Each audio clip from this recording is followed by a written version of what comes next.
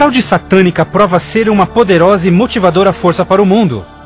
Muitos dos líderes espirituais aceitam este grande impostor, bem como o falso sistema de adoração que ele propõe.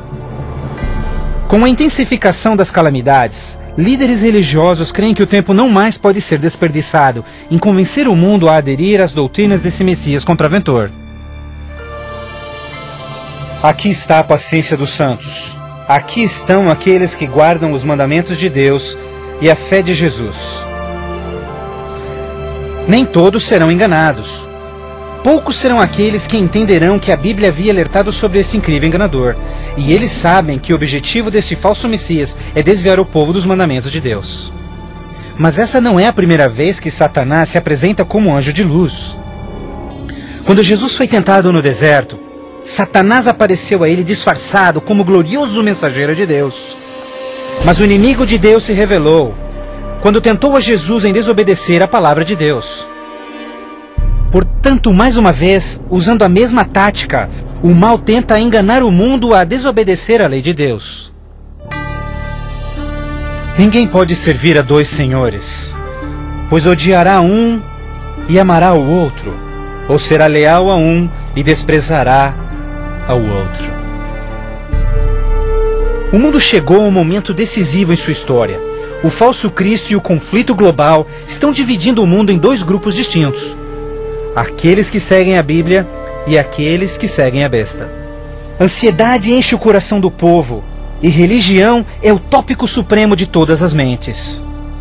Entrevistas no rádio e TV, bem como nas cortes em debates, os verdadeiros seguidores de Deus serão levados diante os líderes mundiais. Ali apresentarão poderosas e eloquentes razões bíblicas para sua oposição, onde o falso sistema de adoração foi apresentado ao mundo. Os mandamentos de Deus e o que constitui a verdadeira adoração estarão ao centro de cada discussão. Movidos pelo poder do Santo Espírito, compelidos pelo argumento bíblico dos servos de Deus, milhares em todo o mundo converter-se-ão desde suas igrejas sem vida e se posicionarão junto aos impopulares, mas verdadeiros seguidores de Jesus. O que nos resta? Devemos obedecer a Deus ou ao homem, à tradição popular ou à Escritura, dividindo assim o mundo inteiro em dois grupos.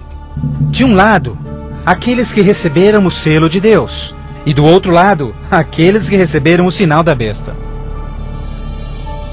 Aquele que é injusto, siga sendo injusto. Aquele que é sujo, que siga sendo sujo. Aquele que é justo, que siga sendo justo. E aquele que é santo, que siga sendo santo. Este texto de Apocalipse antecede o próximo evento em que todo homem, mulher e criança fará sua final decisão, a favor ou contra Cristo. Ao lado de Deus estão aqueles que em fé observaram sua palavra, mesmo diante oposição. No outro lado, aqueles que escolheram a religião de tradições humanas. Assim como as portas da Arca de Noé fecharam-se instantes antes do dilúvio, a porta da graça será finalmente fechada para o mundo, e a graça de Deus não estará mais disponível para os perdidos.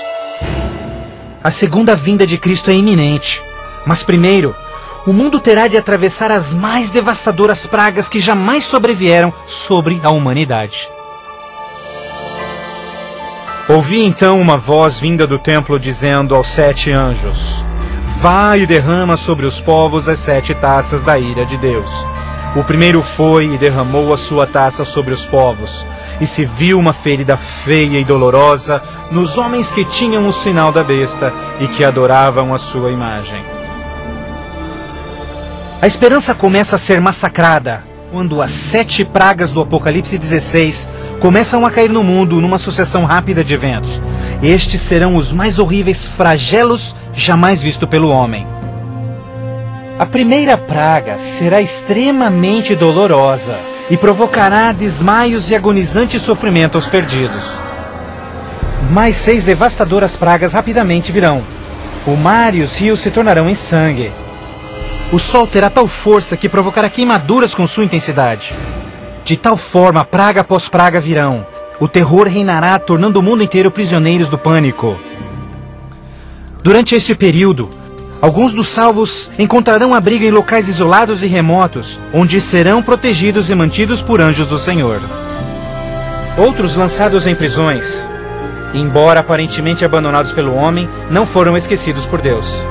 Os fiéis de Deus estarão protegidos das pragas, da mesma forma como os filhos de Israel foram preservados durante as pragas que caíram no Egito. Neste momento, os salvos passam por um momento de angústia em suas almas. O principal pensamento em suas mentes: estamos em paz com Deus? Finalmente, encontram paz em suas consciências confiando nas promessas de Deus.